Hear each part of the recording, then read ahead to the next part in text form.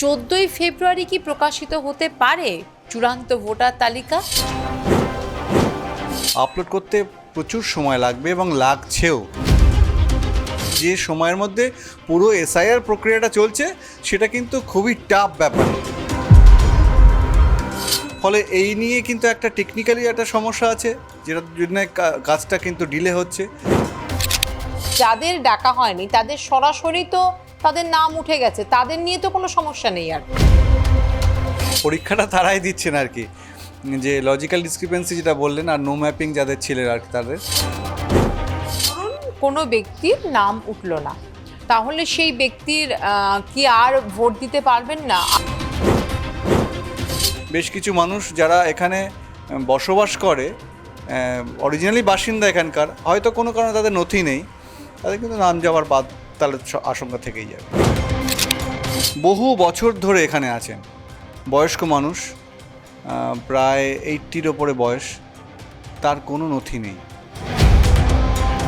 সংশোধিত হচ্ছে পশ্চিমবঙ্গের ভোটার তালিকা। চূড়ান্ত ভোটার তালিকা প্রকাশ হওয়ার কথা 14ই ফেব্রুয়ারি 2026। কিন্তু সূত্র মারফত জানা যাচ্ছে যে এখনও অনেক কাজ বাকি রয়েছে। অবশ্যই শুনানি পর্ব শেষ হয়েছে, কিন্তু শুনানি পর্ব শেষ হলেও আপলোডিংয়ের অনেক কাজ এখনও বাকি রয়ে গেছে। তাই 14ই ফেব্রুয়ারি কি প্রকাশিত হতে পারে চূড়ান্ত ভোটার তালিকা? সেই নিয়ে ইতিমধ্যেই কিন্তু প্রশ্ন উঠতে শুরু করেছে। বেশ কিছু জায়গা থেকে সূত্র অনুযায়ী জানতে পারা গেছে যে যারা এই কাজের সঙ্গে যুক্ত ছিলেন, অর্থাৎ নির্বাচনের এই ভোটার তালিকা সংশোধনী কাজের সঙ্গে, তারা অনেকেই কিন্তু নির্বাচন কমিশনের কাছে আবেদন করেছেন এই চূড়ান্ত ভোটার তালিকার দিন পিছিয়ে দেওয়ার, অর্থাৎ আরও কিছুটা সময় চাওয়া হয়েছে। সেই সময় দেওয়া হবে কি না এখনও নির্বাচন কমিশনের তরফ থেকে কিছু জানানো হয়নি। তবে গুঞ্জন কিন্তু শোনা যাচ্ছে যে হয়তো এই ভোটার তালিকা প্রকাশের দিন কিছুটা পিছিয়ে যেতে পারে। আমার সঙ্গে এই মুহূর্তে একজন বিএলও আছেন, তিনি প্রথম থেকেই এই কাজের সঙ্গে যুক্ত এবং তাদের দিয়েই কাজটা মূলত প্রথম অবস্থায় শুরু হয়েছিল। এখনো পর্যন্ত চলছে আপলোডিংয়ের কাজ। আমরা কথা বলবো তার সঙ্গে। স্যার, এই যে কাজটা আপনাদের শুরু হয়েছে, আপনারাই হচ্ছেন প্রথম যারা ফর্ম দিয়ে এসেছেন, ফর্ম নিয়ে এসেছেন, এবং সেগুলো ক্ষেত্রে আপলোডিংয়ের ক্ষেত্রেও আপনারাই এখন বিশেষভাবে কাজ করছেন। কি বলবেন, এই যে ভোটার তালিকা 14 তারিখ প্রকাশিত হতে চলেছে বলে জানা যাচ্ছে, কিন্তু সময় চাওয়া হয়েছে, যে কাজ এখনো অনেক বাকি, এটাও সূত্র মারফত জানা যাচ্ছে। ভোটার তালিকা কি 14 তারিখ প্রকাশিত হতে পারে? দেখুন, হিয়ারিং পর্বটা মোটামুটি সব মিটেছে আর কি। লজিক্যাল ডিসক্রিপেন্সি, নো ম্যাপিং থেকে শুরু করে মপ আপ হিয়ারিং যেগুলো ছিল সেগুলো মোটামুটি মিটেছে, কিন্তু সেই যে তথ্যগুলো পাওয়া গেছে সেই তথ্যগুলো আপলোডের একটা হিউজ পরিমাণ মানুষের তথ্য, তো সেটা আপলোড করতে প্রচুর সময় লাগবে এবং লাগছেও, এবং এক একটা ধরে ধরে ধরে ধরে প্রত্যেকটা আপলোড করতে হচ্ছে তাদের আলাদা আলাদা ফাইল করে করে। টেকনিক্যালি কিছু সমস্যা আছে, যেমন 2 MBর বেশি হলে ওয়েবসাইটে আপলোড করা যাবে না, কারণ ওদেরও তো একটা হিউজ একটা সার্ভার দরকার। এটা মেমোরি আছে, সেই মেমোরির অনুযায়ী যে কোনো সার্ভারের যেটা সমস্যা হয় আর কি। ফলে সেক্ষেত্রে আমরা ক্যামেরায় ছবি তুলেছি, সেইগুলো ধরুন 2 MB যেগুলো হয়ে গেছে সেগুলোকে আবার রিডিউস করতে হচ্ছে। ফলে এই নিয়ে কিন্তু একটা টেকনিক্যালি একটা সমস্যা আছে, যেটার জন্য কাজটা কিন্তু ডিলে হচ্ছে। ফলে কিন্তু আমার মতে যেটা মনে হচ্ছে, কিন্তু এই সময়ের মধ্যে এটা সম্ভব নয়। এমনিতে আমরা প্রথম থেকেই বলছিলাম যে সময়ের মধ্যে পুরো এসআইআর প্রক্রিয়াটা চলছে সেটা কিন্তু খুবই টাফ ব্যাপার। আমরা যেভাবে মানে শিক্ষকরা থেকে শুরু করে আর বাদবাকি যারা মানুষরা যেভাবে কাজ করেছেন আর কি, হ্যাটস অফ প্রত্যেককে, যে এই সময়ের মধ্যেই কাজটা তোলাটা সত্যি খুব চাপের। তো আমার মনে হয় যে এটা বাড়বে সময়। খসড়া তালিকার সময় আমরা দেখেছিলাম যে সময় কিছুটা পরিবর্তন করা হয়েছিল, এবং 9ই ডিসেম্বরের পরিবর্তে 16ই ডিসেম্বর 2025 প্রকাশিত হয়েছিল খসড়া তালিকা। তো সেই অনুযায়ী হয়তো এক সপ্তাহ পিছিয়ে যেতে পারে, কিন্তু প্রশ্ন হচ্ছে যে 1.5 কোটি মানুষকে প্রায় এই শুনানি পর্বে ডাকা হয়েছে। তার মানে 1.5 কোটি মানুষেরই কাজ এখন চলছে। তার কারণ যাদের ডাকা হয়নি তাদের সরাসরি তো তাদের নাম উঠে গেছে, তাদের নিয়ে তো কোনো সমস্যা নেই। আর যাদের প্রথমে তো একটা খসড়া তালিকা তৈরি হয়েছিল, সেখান থেকে যাদের যাদের ডিসক্রিপেন্সি এসছে তাদেরকেই আমাদের হিয়ারিংয়ে ডাকা হয়েছে। ফলে যাদের ডাকা হয়নি আমার মনে হয় তারা নিশ্চিন্ত থাকুন, তাদের নাম তো সরাসরি চলে যাচ্ছে। যাদের লজিক্যাল ডিসক্রিপেন্সি বা নো ম্যাপিংয়ে যাদের ডাকা হয়েছিল হিয়ারিংয়ে, তারা তথ্য জমা দিয়েছেন, যারা সঠিক তথ্য জমা দিয়েছেন তাদেরটা আপলোড হয়ে যাচ্ছে, তাদের কোনো চিন্তা নেই। যাদের কম সংখ্যক ডকুমেন্ট মানে তথ্য ছিল না আর কি, প্রামাণ্য নথি যাদের ছিল না, তাদের হয়তো সমস্যা হতে পারে। তার জন্য তাদেরকে সময়ও দিয়েছে আরও এক্সট্রা, ডোমিসাইল সার্টিফিকেট এটা ওটা অনেক কিছু ব্যাপার সেগুলো সব দেওয়া হয়েছে, অনেকে সেটা সাবমিটও করেছেন। তো যাদের একেবারে তথ্য কিছু নেই তাদের হয়তো সমস্যা হতে পারে, সমস্যা হলেও পরবর্তীকালে আবার তো সেই ফর্ম 6-এর ব্যাপারটা আছে। মানে এই চূড়ান্ত ভোটার তালিকায় যাদের খসড়া তালিকায় নাম ছিল এবং যাদের শুনানিতে ডাকা হয়নি তাদের কোনো চিন্তার তেমন কারণ নেই, তাদের সরাসরি নাম উঠে যাচ্ছে চূড়ান্ত ভোটে। মানে আসল যদি রেজাল্ট বলা হয় সেক্ষেত্রে এই শুনানি পর্বে যাদের ডাকা হলো, অর্থাৎ আনম্যাপড এবং লজিক্যাল ডিসক্রিপেন্সি, এই দুটি পর্বে যাদের ডাকা হলো তাদেরই আসল ফলটা প্রকাশিত হবে। একদম একদম একদম মানে পরীক্ষাটা তারাই দিচ্ছেন আর কি, যে লজিক্যাল ডিসক্রিপেন্সি যেটা বললেন আর নো ম্যাপিং যাদের ছিল আর কি তাদের, আর একটা টেকনিক্যাল এরার ছিল আর কি, যে তাদের হয়তো ওই বিএলও অ্যাপে তাদের নামটা পাওয়া যাচ্ছে না কিন্তু তাদের হার্ড কপি আছে, তো তারা সবাই ডকুমেন্ট জমা দিয়েছেন, তাদেরটাই আর কি রেজাল্ট বেরোবে আর কি, সেটার জন্য আমরা মুখিয়ে আছি সেই দিনটার জন্য আর কি। ধরুন কোনো ব্যক্তির নাম উঠলো না, তাহলে সেই ব্যক্তির কি আর ভোট দিতে পারবেন না? আর কোনোদিন কি ভোটার তালিকায় নাম উঠবে না, না তাদেরকেও আরও একটা সুযোগ দেওয়া হবে? যাদের নাম উঠলো না, নির্বাচন কমিশন বলেছেন পরিষ্কার করে, তারা পুনরায় আবার ফর্ম 6 ফিল আপ করে তারা আবার মানে আমাদের ইলেকটোরাল রোলে তাদের নাম নথিভুক্ত করতে পারবেন। যে যেমন ক্রাইটেরিয়া আছে, তার একটা বয়সের ক্রাইটেরিয়া আছে, তাদের যেরকম বয়সের অনুযায়ী তাদেরকে তথ্য দিতে হবে, মানে নথি দিতে হবে আর কি, সেই দিলে তারা অবশ্যই তারা আবার ইনক্লুড হতে পারবে। মানে ইলেকশন কমিশনের বেঁধে দেওয়া 14টা নথি, সেই নথির মধ্যে নথি দিতে হবে এবং 3টে যে ভাগ করে দেওয়া হয়েছে বয়স অনুযায়ী, সেই বয়স অনুযায়ী যে নথি চাওয়া হয়েছে সেই নথি।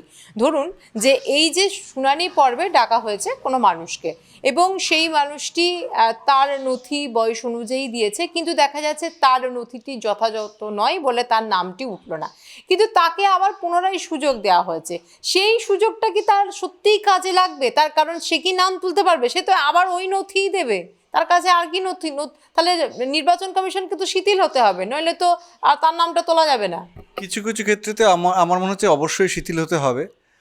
শিথিলতাও দেখিয়েছেন, কারণ অ্যাডমিট কার্ডের ক্ষেত্রে আপনারা দেখেছেন যে মাঝে বন্ধ করে দিয়েছিলেন, সেটা আবার চালু হয়েছে।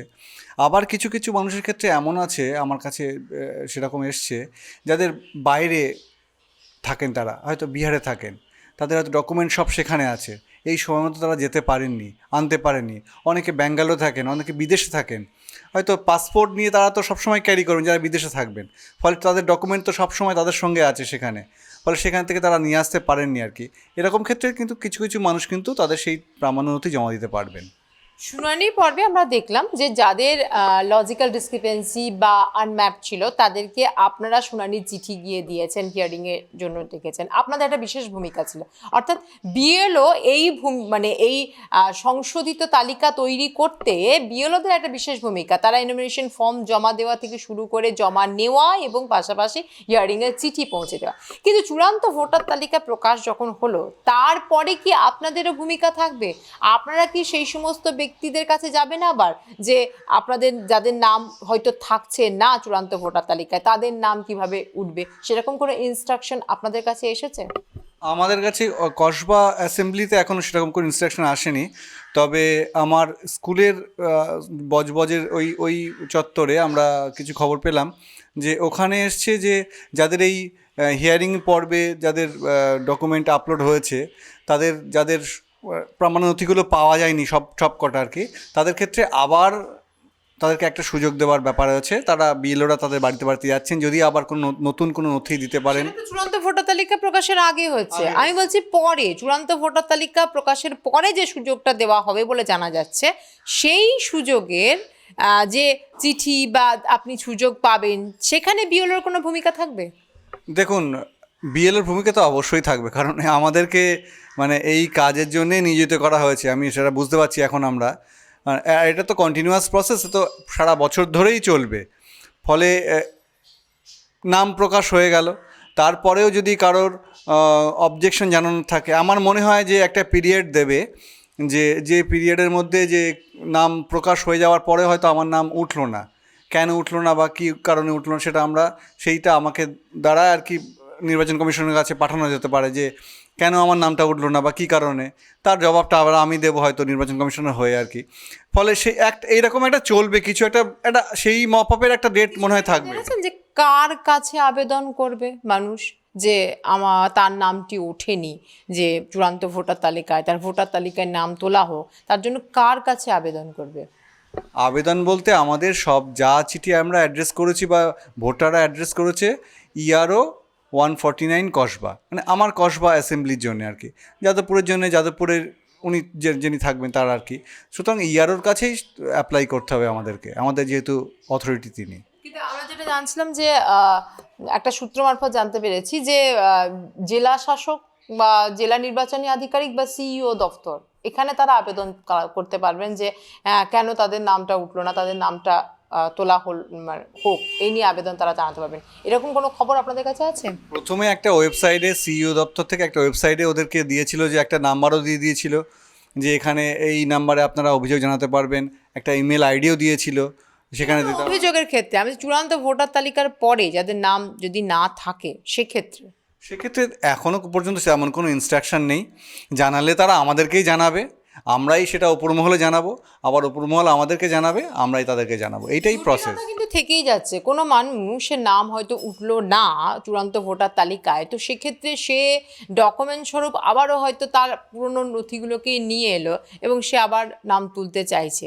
তো তার নাম তো আবার নাও উঠতে পারে, মানে জটিলতা একটা থেকেই যাচ্ছে। তা সে তো নতুন করে ডকুমেন্ট বানাতে পারবে না, তার নথিগুলো তো নতুন করে সে বানাতে পারবে না।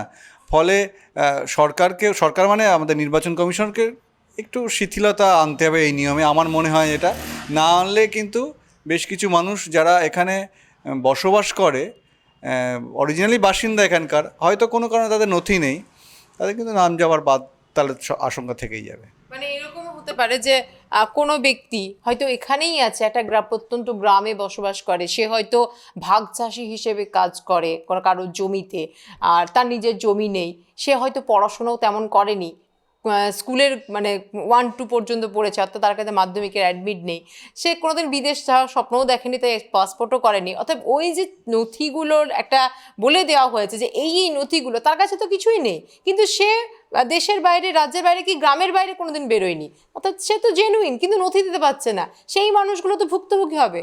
আপনি তো গ্রামের উদাহরণ দিচ্ছেন, আমি শহরের উদাহরণ দিচ্ছি। যে আমার বাড়ির পাশে এখানে তারা প্রায় এখানে বহু বছর ধরে এখানে আছেন, বয়স্ক মানুষ, প্রায় 80-র ওপরে বয়স, তার কোনো নথি নেই, একমাত্র আধার কার্ড ছাড়া আর কোনো নথি নেই। আর যা নথি চাইছি বলছে যে এত বছর বয়সে আমি কোথায় মাধ্যমিকের কোথায় পাবো, সব কোথায় চলে গেছে।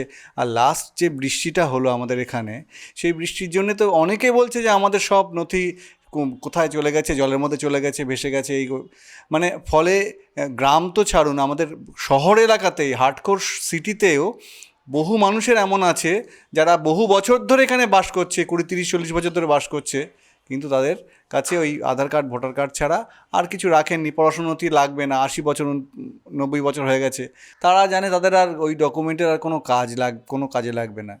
ফলে সেটার প্রতি অযত্ন থেকে সেটা নষ্ট হয়ে গেছে, ফলে তাদের ক্ষেত্রে সমস্যা। বৈধ ভোটারদের নাম বাদ যেতে পারে হয়তো। হ্যাঁ, একটা কিন্তু সম্ভাবনা আছে, কিন্তু আমার মনে হয় যে নির্বাচন কমিশন অতটা অমানবিক হবে না। আমরাও আবেদন করব যে তারা একটু মানবিকতার সঙ্গে সব ব্যাপারটা দেখুক আর কি।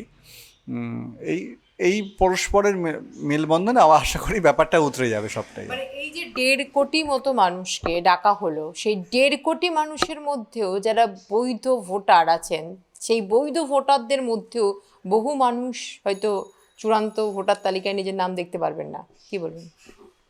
না, সেটা তো সত্যি দুর্ভাগ্যজনক হবে সেটাই। তবে ওই যে বললাম যে নিশ্চয়ই কিছু শিথিলতা, কিছু নিয়ম, কারণ সেক্ষেত্রে সংখ্যাটা তো কমে যাচ্ছে, তখন তাদের জন্য নিশ্চয়ই কিছু নির্বাচন কমিশন চিন্তা করবে, এটা বলে আমার আশা। চূড়ান্ত ভোটার তালিকা 14ই ফেব্রুয়ারির বদলে কবে প্রকাশিত হবে এখনও সুনির্দিষ্টভাবে জানা যায়নি। নির্বাচন কমিশনের তরফ থেকেও এখনো পর্যন্ত এ বিষয়ে কোনো বিজ্ঞপ্তিও জারি করেনি। তবে এই যে প্রসেসিং চলছে, অর্থাৎ শুনানি পর্ব শেষ হলেও চলছে এখন নথি যাচাইয়ের কাজ এবং নথি আপলোডের কাজ। সেই কাজ এখনো অনেকটা বাকি আছে, তাই মনে করা হচ্ছে যে কিছুদিন হয়তো সময় পিছিয়ে যেতে পারে চূড়ান্ত তালিকা প্রকাশের। আর যে সমস্ত মানুষের এই চূড়ান্ত তালিকায় নাম থাকবে না, তাদের আরও একটা সুযোগ দেওয়া হবে। সেই সুযোগের মাধ্যমে তারা কিন্তু পুনরায় আবেদন জানাতে পারেন। তবে কেন তাদের নাম বাদ গেল, কি কারণ জানিয়েছিল নির্বাচন কমিশনের তরফ থেকে, সেটাও তাদেরকে জানাতে হবে, এমনটা কিন্তু সূত্র মারফত জানা যাচ্ছে। ক্যামেরায় বিনয় মণ্ডলের সঙ্গে নাসির রহমানের রিপোর্ট, আর প্লাস নিউজ, কলকাতা।